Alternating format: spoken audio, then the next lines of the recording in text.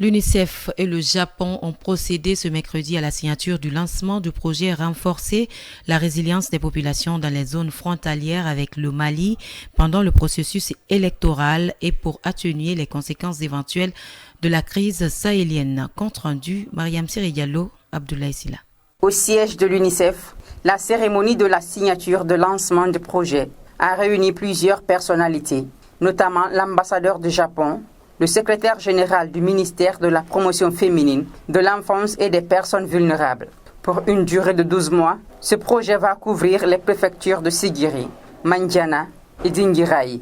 Le représentant de l'UNICEF en Guinée énumère les grandes lignes du projet. C'est un projet qui a été financé à plus d'1 demi-million de dollars pour la mise en œuvre d'activités de renforcement de la paix, de construction de la paix et de maintien de la paix dans les zones frontalières avec le Mali, en regardant un peu les conséquences possibles de la crise au Sahel, mais en regardant aussi les conflits intercommunautaires pour faire en sorte que les enfants puissent avoir accès et vivre dans un environnement apaisé.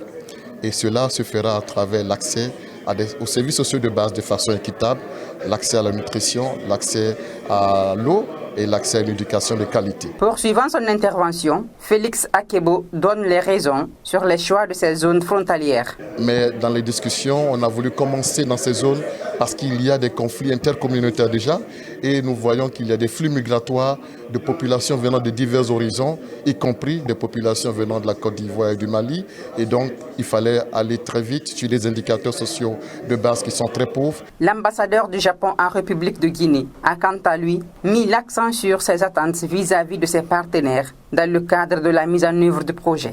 Vu la difficulté dans cette zone-là, donc on aimerait donc améliorer les services de base, notamment éducation et santé, et accès à l'eau, et nutrition, etc. À travers, n'est-ce pas, dans l'UNICEF, on aimerait bien, promouvoir le concept, n'est-ce pas, donc la sécurité humaine. Présent à la cérémonie, le secrétaire général du ministère de la promotion féminine, de l'enfance et des personnes vulnérables exprime l'engagement du gouvernement dans la réalisation de ce projet.